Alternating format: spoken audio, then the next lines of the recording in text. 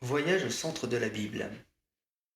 Si l'on regarde la Terre telle qu'elle fut créée au commencement, il y avait un seul continent. Genèse chapitre 1 versets 9 à 10. Puis Dieu dit, que les eaux qui sont au-dessus des cieux soient rassemblées en un lieu et que le sec paraisse. Et il en fut ainsi. Et Dieu appela le sec terre, et il appela la masse des eaux mer. Et Dieu vit que cela était bon. Cela s'appelle la Pangée. Regardons maintenant où se trouve Israël sur cette carte. Que constatons-nous? Nous pouvons observer qu'Israël se trouve au centre de la Pangée. J'ai bien sûr pensé à vous les sceptiques qui regardez cette vidéo. Et c'est d'ailleurs bien de vérifier si ce que l'on vous dit est exact. C'est pourquoi je vous mets un lien au-dessous de la vidéo et vous vérifierez par vous-même où se trouve Israël il y a 240 millions d'années. Mais regardons ensemble ce lien sur mon écran d'ordinateur. Donc voici la Terre il y a 240 millions d'années. Ici, nous allons pouvoir rentrer une ville. Alors si on cherche Israël, on va taper une ville d'Israël, donc notamment Jérusalem. Jérusalem. Eh bien voici ici Jérusalem. Donc comme je vous l'avais dit, nous voyons ici l'Afrique qui se dégage. Et ici, vous avez le continent du Moyen-Orient, les Arabes. Donc par exemple, si je tape eh bien, une ville de l'Iran, par exemple, Basra, voyez, Bassara. Eh bien, vous voyez ici que j'obtiens la ville de Basra en Iran. Si on veut chercher la France, ben, vous voyez, elle est ici. Donc, vous voyez, la France est ici, on la voit clairement. Et si je tape donc une ville comme Bordeaux, en France, là, Nouvelle-Aquitaine, Bordeaux, voilà, j'obtiendrai donc, vous voyez, la France, pour vous montrer qu'il n'y a pas d'erreur. Alors, ce qui est intéressant, c'est que quand on regarde donc ici toute la partie de la Terre, il y a 240 millions d'années, eh bien, ce qu'on s'aperçoit, c'est que si on fait un cercle, vous voyez, de tous ces continents, eh bien, comme je vous le disais, Israël se trouve au centre donc de la Pangée. Zacharie chapitre 2 verset 8 nous dit « Car ainsi parle l'Éternel des armées. Après cela viendra la gloire. Il m'a envoyé vers les nations qui vous ont dépouillés, car celui qui vous touche la prunelle de son œil. » Israël. La prunelle de l'œil se trouve exactement au centre de l'iris. Proverbe chapitre 7 verset 2. Observe mes préceptes et tu vivras. Garde mes enseignements comme la prunelle de tes yeux. Ici, nous voyons que les enseignements de Dieu doivent être le centre de nos intérêts. Au regard de la Bible, nous voyons que l'iris représente le monde, alors qu'Israël, lui, représente le centre du monde et la pupille de Dieu. La Bible nous parle d'un autre centre du monde, et peut-être que beaucoup d'entre vous ne l'ont pas perçu comme nous allons le voir ici. Il s'agit du paradis terrestre. Lisons Genèse chapitre 2 verset 8. Puis l'Éternel Dieu planta un jardin en Éden, du côté de l'Orient, et il y mit l'homme qu'il avait formé. Nous voyons ici que Dieu a placé un jardin, Gan en hébreu, qui désigne quelque chose de clos ou de fermé. Il reste intéressant de voir la définition de certains mots avec la racine Gan en hébreu, comme Ganab, avec un seul N qui signifie voler, dérober, tromper, prendre de manière furtive, alors que Ganan signifie protéger ou protection. Dieu plaça le jardin en Éden, ce qui est généralement traduit par désir et délice. Si l'on reprend le texte de Genèse chapitre 2 verset 8, nous lisons « Puis l'Éternel Dieu planta un jardin en Éden du côté de l'Orient, et il y mit l'homme qu'il y avait formé. » Dieu planta un jardin en Éden. On comprend bien que Dieu a placé le paradis au milieu de l'Éden, et donc au milieu du monde. C'est un jardin protégé, qui occupe une attention toute particulière de Dieu. Il est la prunelle de son œil, et donc le centre du monde à ce moment-là. Mais l'homme et la femme ont volé et dérobé le fruit qui ne leur appartenait pas. Comment? Par la convoitise, la recherche de leur propre plaisir et désir. L'Éden représente le monde, un endroit de plaisir et de délice. Et quand Adam et Ève furent chassés du paradis, qui est le centre et la prunelle de Dieu, alors ils se retrouvèrent dans le monde, à l'écart du jardin et loin de la gloire de Dieu. Il est alors facile maintenant de comprendre une des paroles de Jésus. Je suis au milieu de vous, car nous sommes de la terre. Adam, terre, Éden. Alors que Jésus est du ciel, du paradis.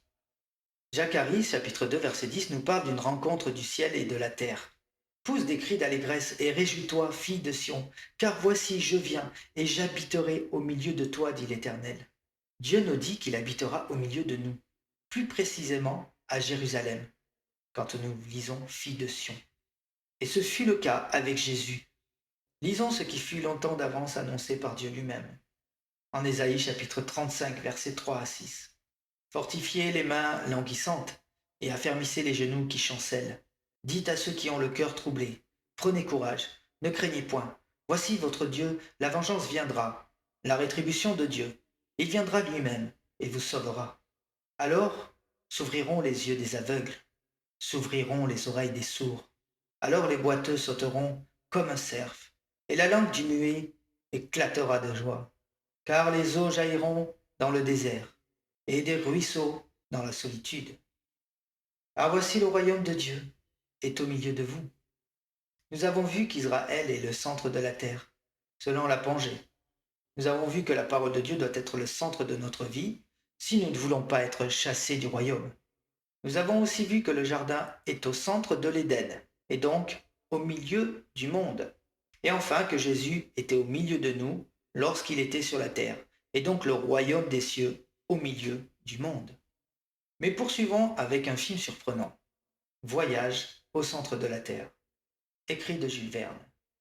L'histoire du roman de Jules Verne nous parle d'une expédition menée par des hommes et des femmes.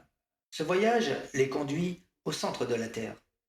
Durant le voyage, ils vont devoir faire face à différents monstres aux longues dents, ce qui nous rappelle étrangement l'ère du Crétacé avec les dinosaures que nous avons vus en tout début de vidéo.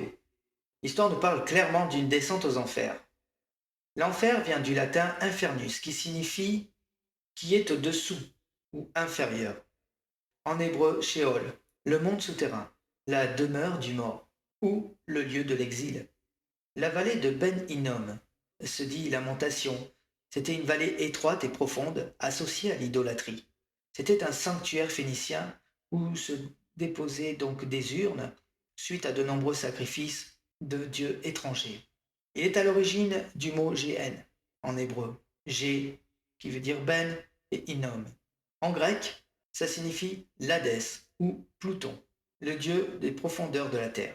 En grec encore, une fois la Géhenne, comme nous l'avons dit, lieu du châtiment futur, est à l'origine de la vallée de Hinnom, au sud de Jérusalem, où furent sacrifiés des enfants au dieu Moloch. Tout ça pour dire qu'il s'agit du niveau inférieur de la terre, ce qui se trouve au milieu de la terre. Et lorsqu'on examine le centre de la Terre, nous trouvons le noyau terrestre. Il s'agit du pôle d'attraction, le point de gravité terrestre qui attire tout objet lancé en l'air, c'est lui qui nous ramène sur Terre. Cette attraction nous vient du niveau inférieur de la Terre, du centre de la Terre et donc des enfers. Avez-vous déjà été dans un parc d'attractions? Remarquez comme ce lieu est un endroit de plaisir et de détente. Plaisir et détente. Tiens, cela ne vous rappelle rien? Comme nous l'avions dit au tout début, il s'agit de l'Éden, la traduction du mot Éden. Et dans ce sens-là, l'Éden est un endroit de plaisir et de détente par rapport à ce que l'ennemi fait de ce monde selon lui. Nos yeux et tous nos sens sont portés à ébullition. Il est facile de perdre la tête dans des manèges toujours plus puissants pour nous faire dévier de notre point de gravité. Ça n'a l'air de rien au début, mais un chrétien peut facilement se faire attirer dans les profondeurs de la terre. L'attraction que le monde exerce sur lui peut le détourner de son but. C'est une question d'orientation. Ne perdons pas le nord. Pour nous orienter, il nous faut utiliser le plus souvent une boussole, car elle indique le pôle magnétique terrestre qui se trouve tout au nord. Mais les marins de l'Antiquité observaient les étoiles pour naviguer. L'étoile la plus brillante de la constellation est la Petite Ourse, appelée aussi l'étoile polaire. Cette étoile indique le septentrion, ou l'extrême nord. Lisons Ézéchiel, chapitre 39, versets 1 à 2. Voici, j'en veux à toi, Gog, prince de Roche, de Méchec et de Tubal. Je t'entraînerai, je te conduirai, je te ferai monter des extrémités du septentrion, et je t'emmènerai sur les montagnes d'Israël. Nous voyons dans ce verset que Dieu en veut à Gog, qui vit au fond du nord. Il veut l'attirer comme un aimant aux portes d'Israël. Notez que le pôle magnétique est légèrement décalé par rapport au pôle nord géographique terrestre. Ce sont des raisons purement physiques. Mais il est toutefois intéressant de constater que le septentrion, ou plutôt l'ours polaire, a rendez-vous avec Israël, qui, comme nous l'avons vu, est le centre du monde. Autant le nord magnétique que le centre du monde Israël constituent tous les deux un pôle d'attraction. Et devinez quelle est la nation au fin fond du nord d'Israël? Il s'agit bien évidemment de la Russie. Cela ne vous rappelle-t-il pas quelque chose? L'étoile polaire se trouve sur la petite ours et elle indique le septentrion, si vous préférez le plus au nord. Mais la Russie est aussi la nation qui porte comme symbole un ours. Voici pour preuve la médaille des Jeux Olympiques de Russie, par exemple. Il faut savoir que deux pôles magnétiques identiques ne s'accordent pas et se repoussent l'un à l'autre, alors que deux pôles magnétiques opposés peuvent s'attirer au contraire. On pourrait facilement dire, de manière imagée bien sûr, que Dieu veut contraindre les forces d'attraction de la Terre entre le bien et le mal, entre un pays qui suit la Torah et un pays qui rejette la religion. Il ne faut pas s'étonner non plus de voir toutes les nations du monde tourner leur regard sur Israël, que ce soit pour prier ou se recueillir dans la ville sainte, ici trompe au mur des lamentations, mais aussi quand il s'agit de menacer de destruction Israël. La Bible nous donne les noms des nations qui vont faire alliance au temps de la fin. Ici, nous voyons l'Iran, la Turquie et la Russie, mais aussi l'alliance entre la Syrie et la Russie, et encore l'alliance entre la Chine et la Russie. Dommage pour ceux qui ne croient pas en la Bible, mais ce sont exactement ces mêmes nations qui s'unissent au temps de la fin. Coïncidence ou pas? Lisons Zacharie chapitre 12, verset 2. Voici, je ferai de Jérusalem une coupe d'étourdissement pour tous les peuples d'alentour, et aussi pour Juda, dans le siège de Jérusalem. En ce jour-là, je ferai de Jérusalem une pierre pesante pour tous les peuples. Tous ceux qui la soulèveront seront meurtris, et toutes les nations de la terre s'assembleront contre elle. Dieu nous dit qu'il fera de Jérusalem une coupe d'étourdissement pour tous les peuples, et toutes les nations de la terre s'assembleront contre elle. Ce qui fait d'Israël, encore une fois, le centre d'attraction que Dieu veut donner aux nations afin que l'on n'ignore pas Israël. La Bible nous parle de l'attraction de Jérusalem sur le monde. Israël est le centre du monde. Il est la prunelle des yeux de Dieu, souvenez-vous. Et tout le monde a les regards fixés sur Jérusalem. Le monde représente l'iris tout autour d'Israël, alors que Israël représente la pupille de Dieu. Pour les Égyptiens, l'iris est associé à Horus, le dieu faucon. Il est représenté le plus souvent par un œil, bien sûr. Il deviendra très vite pour la franc-maçonnerie l'un des symboles les plus représentatifs, avec la pyramide. Et devinez quelle nation représente le monde dans la Bible d'un point de vue prophétique? Il s'agit bien évidemment de l'Égypte, où nous retrouvons la pyramide, ainsi que son œil, au 33e degré, associé bien sûr au nouvel ordre mondial. Le 33e degré dirige quoi? Le nouvel ordre mondial, ou si vous préférez, le monde économique, politique et social. Les 4 points cardinaux. Pour s'orienter sur une boussole, nous avons besoin de connaître les 4 points cardinaux, qui sont le nord, le sud, l'ouest, ainsi que l'est. Prenons Apocalypse chapitre 7, verset 1. Après cela, je vis 4 anges debout aux 4 coins de la terre, et ils retenaient les 4 vents de la terre, afin qu'il ne soufflât point de vent sur la terre, ni sur la mer, ni sur aucun arbre. Le texte nous parle ici de 4 coins de la terre. Les anges sont placés sur les 4 points cardinaux. Ils retiennent les vents, afin qu'ils ne soufflent pas. La question est, où les vents doivent-ils s'abattre? Poursuivons avec le verset 3 et 4 du même livre Apocalypse.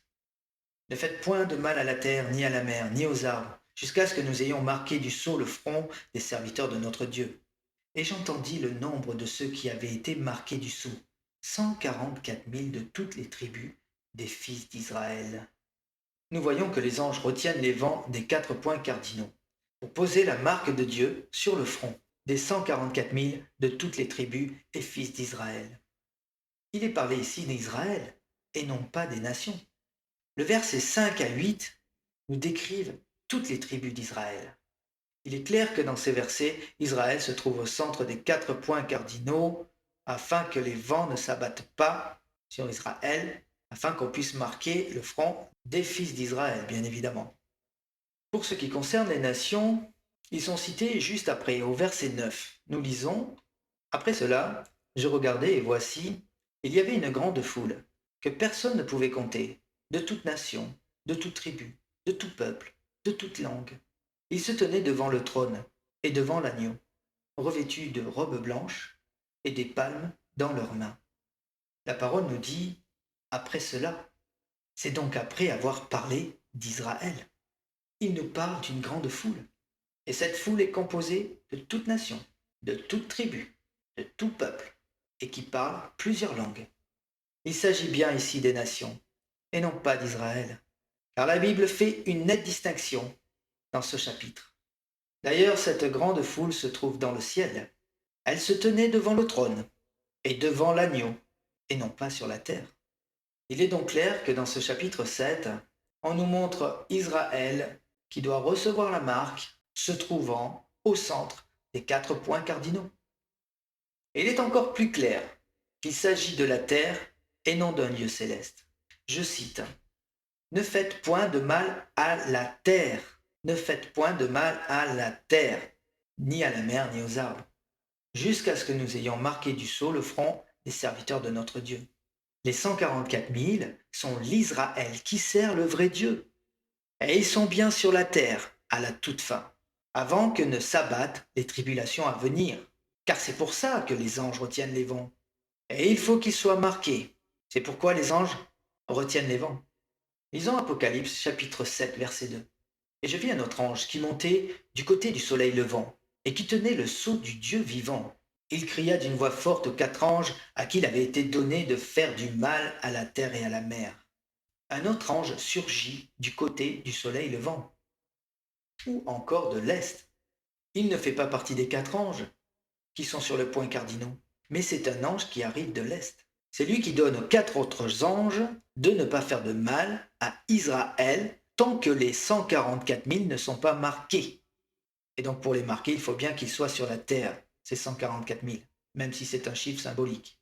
Les 144 000 constituent donc le reste d'Israël qui doit être sauvé et recevoir la marque de Dieu. Nous retrouvons ces anges un peu plus loin dans le livre de l'Apocalypse. Apocalypse chapitre 9, versets 13 à 15. Le 6e ange sonna de la trompette, et j'entendis une voix venant des 4 cornes de l'autel d'or qui était devant Dieu, et disant au 6e ange qui avait la trompette: délie les 4 anges qui sont liés sur le grand fleuve l'Euphrate. Et les 4 anges qui étaient prêts pour l'heure, le jour, le mois et l'année furent déliés afin qu'ils tuassent le tiers des hommes.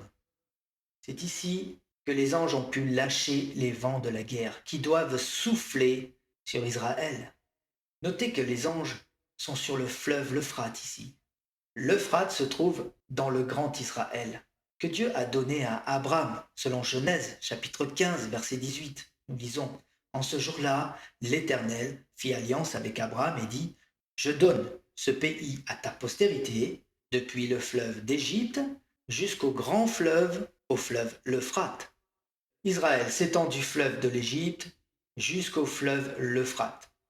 C'est donc de l'Euphrate que partira la guerre mondiale, probablement de Bassora, comme le montre l'ange qui vient de l'Est.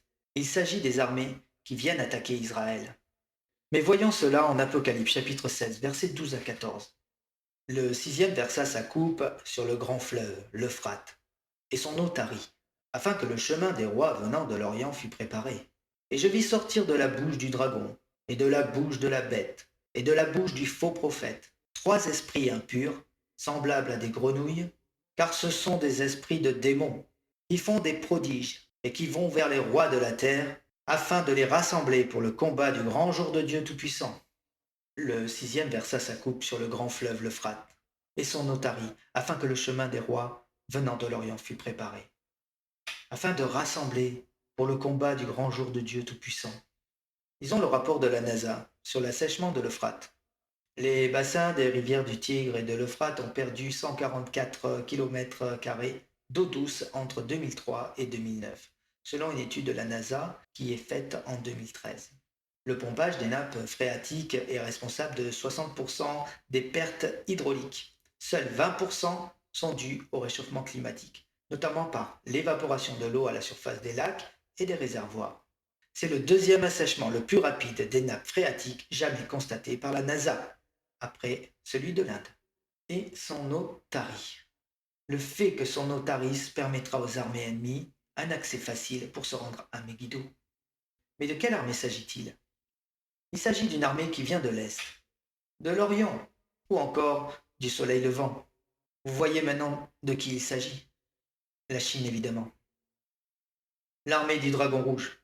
Son chef, c'est l'armée du Nord, soit la Russie, symbolisée par Gog, ou encore l'ours, dans le livre de Daniel. Au regard de l'actualité, nous voyons bien que cela correspond, car Poutine est le leader sur la Chine et le leader au Moyen-Orient. Les temps de la fin et le déluge. Nous savons avec certitude que Dieu ne détruira pas la terre par les eaux. L'arc-en-ciel est là pour témoigner de sa promesse divine. Mais y a-t-il un rapport entre le déluge et le centre de la terre? Lisons Job chapitre 38, verset 25. Qui a ouvert un passage à la pluie et tracé la route de l'éclair et du tonnerre pour que la pluie tombe sur une terre sans habitants, sur un désert où il n'y a point d'homme? Dans ce verset, nous voyons deux fois le mot pluie, mais il s'agit ici d'une mauvaise traduction, car ce n'est pas le même mot en hébreu. Donc, qui a ouvert un passage à la pluie, il s'agit du mot shephet, qui désigne une inondation, ou encore une impétueuse colère, ou encore des flots qui débordent. Job nous parle bien ici à l'évidence du déluge. Alors que le second mot en hébreu est matar. Matar désigne la pluie qui tombe sur la terre. Ce mot qui peut être traduit par faire pleuvoir ou faire tomber la pluie. Et dans le second cas, il est plutôt bien traduit. Genèse chapitre 1, verset 9. Nous lisons, Dieu dit, que les eaux qui sont au-dessus des cieux se rassemblent en un seul lieu, et que le sec paraisse. Et cela fut ainsi. Dieu appela le sec terre, et il appela l'amas des eaux mer. Dieu vit que cela était bon. Nous voyons ici une séparation entre la mer et la terre. Car selon Genèse chapitre 1, verset 1, il est écrit au commencement, il n'y avait que les eaux, car l'Esprit de Dieu se mouvait au-dessus des eaux. Il n'y avait que des eaux. Mais Dieu créa un passage entre la terre et la mer, ou encore une séparation. La mer représente les nations, ou encore ceux qui ne suivent pas la loi de Dieu. Alors que le sec, ou la terre ici, représente le jardin où pousse la végétation, et où Adam fut créé, l'homme accompli en Dieu. Adam devait suivre la loi de Dieu. Il est celui qui reçoit l'enseignement de Dieu. L'homme accompli selon la parole de Dieu. Ce n'est qu'après avoir désobéi qu'il fut chassé du jardin pour habiter dans le monde. Si maintenant nous relisons Job chapitre 38 verset 25, nous pouvons alors comprendre que la pluie du déluge se déverse sur ceux qui ne suivent pas les enseignements de Dieu, qui sont un désert spirituel et des hommes non accomplis en Christ, et qui font donc la mer qui coule comme un torrent vers les profondeurs de la terre. L'arche de Noé devient alors le centre de la terre, dans le sens où il est le seul point de terre sur toute la surface des eaux. Il devient donc la pupille de Dieu à la surface de la mer. Et encore une fois, le monde qui disparaît sous la colère de Dieu, c'est la seconde naissance de la création. Une nouvelle terre. En d'autres termes, Dieu inonde l'iris pour sauver la pupille. Mais la pluie peut être aussi vue comme un enseignement en hébreu. Moré signifie la pluie, mais aussi enseignant. Et dans ce cas, il peut aussi faire refleurir un désert, selon Ésaïe chapitre 41, verset 18, que nous lirons. Je ferai jaillir des fleuves sur les collines et des sources au milieu des vallées. Je changerai le désert en étang et la terre aride en courant d'eau. Je changerai le désert en étang. Voici d'autres exemples entre la terre et la mer. Il s'agit de la libération des Hébreux en Égypte. Nous voyons là encore que Dieu créa une séparation entre la mer et la terre pour ouvrir une brèche et faire passer son peuple. Il va cette fois-ci faire l'inverse du déluge. Dans le déluge, c'est l'eau qui tombe sur la terre, n'est-ce pas? Ici, c'est l'eau qui se retire pour former une bande de terre. Cela nous rappelle Jean chapitre 17 verset 15. Je ne te prie pas de les ôter du monde, mais de les préserver du mal. Nous trouvons le salut et la protection si nous restons sur le chemin de terre. Et c'est sur cette terre que les Hébreux passèrent pour trouver le salut. Ensuite, Dieu referme la mer et l'armée égyptienne retourne au monde où elle fut noyée. Encore un monde englouti. Il y a aussi comme exemple la traversée du Jourdain, en route pour la terre promise. Mais regardons un dernier verset qui va conclure notre étude. Il s'agit de ce qui va se passer à la fin des temps. Lisons Apocalypse chapitre 12, versets 13 à 16. Quand le dragon vit qu'il avait été précipité sur la terre, il poursuivit la femme qui avait enfanté l'enfant mâle. Et les deux ailes du grand aigle furent données à la femme afin qu'elle s'envolât au désert, vers un lieu où elle est nourrie un temps, des temps, et la moitié d'un temps, loin de la face du serpent. Et de sa bouche, le serpent lança de l'eau comme un fleuve derrière la femme, afin de l'entraîner par le fleuve. Et la terre secourut la femme, et la terre ouvrit sa bouche et engloutit le fleuve que le dragon avait lancé de sa bouche. Nous voyons que le serpent lança de l'eau comme un fleuve derrière la femme, afin de l'entraîner par le fleuve. Satan cherche la plupart du temps à copier ce que Dieu a fait, comme pour se venger. Nous avons vu que Dieu a détruit par les eaux le monde dont Satan en est le chef. Eh bien, à son tour, le dragon va chercher à détruire Israël, dont Dieu en est le chef, par les eaux. Comprenez par là que Satan va chercher à inonder la pupille de Dieu pour la noyer dans l'iris ou dans le monde. Mais regardez ce qui est écrit au verset 16. La terre secourut la femme, et la terre ouvrit sa bouche et engloutit le fleuve. Nous voyons que c'est la terre qui a eu raison de la mer. Satan cherche par tous les moyens à distraire le chrétien, afin de le détourner du chemin.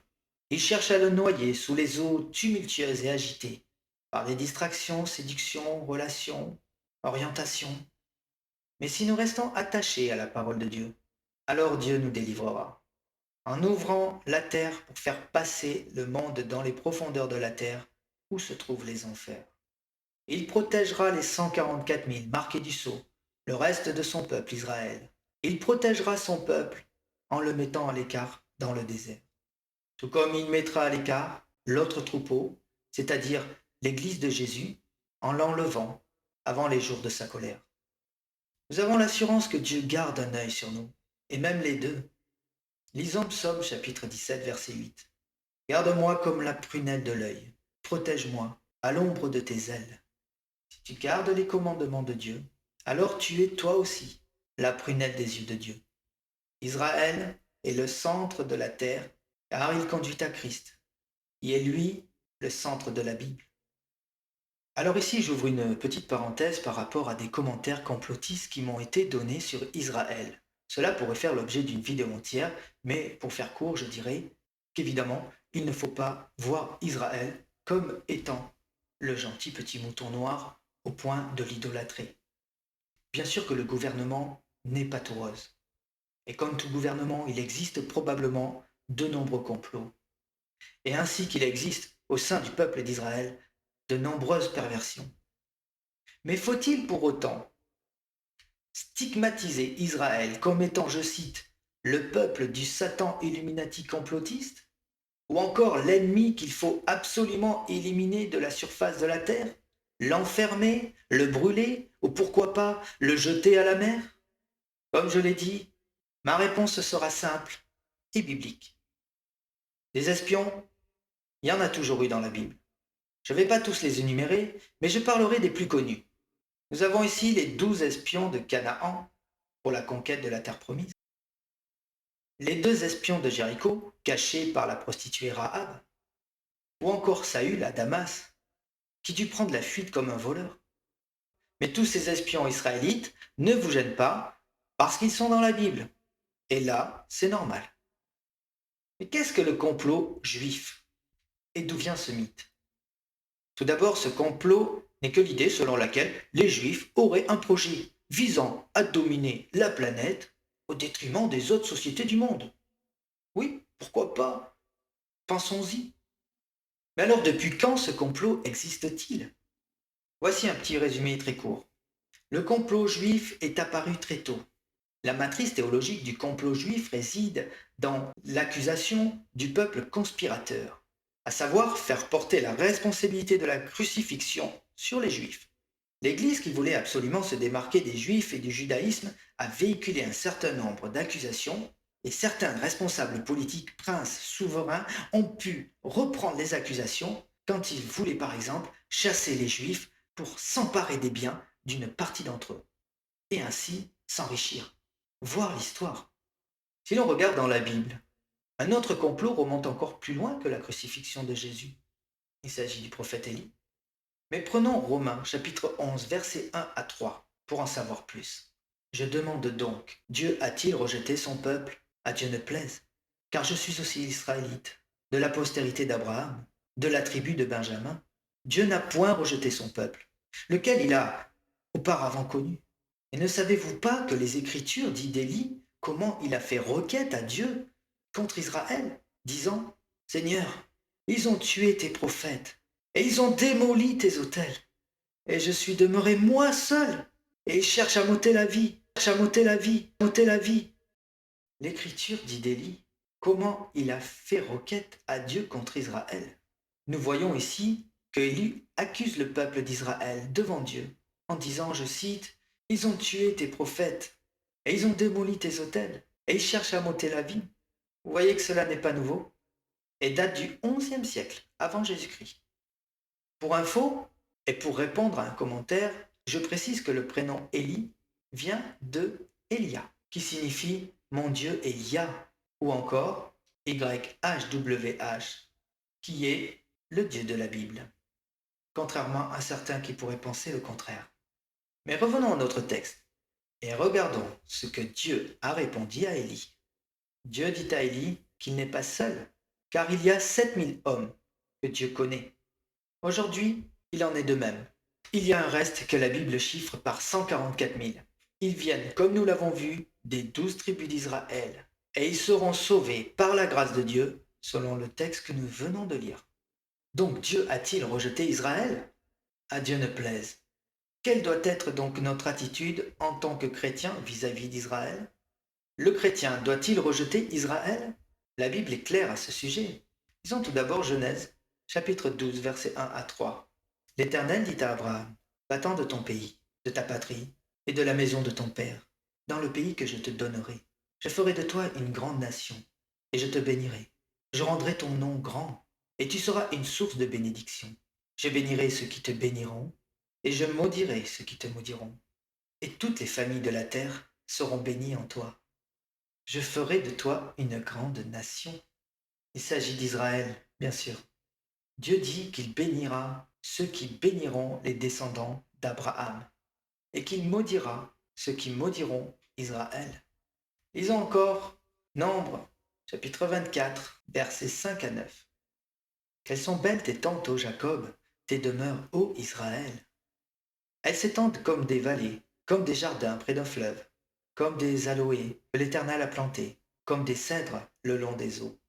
L'eau coule de ses seaux, et sa semence est fécondée par l'abondance d'eau. Il s'est courbé, il s'est couché comme un lion. Qui le fera lever?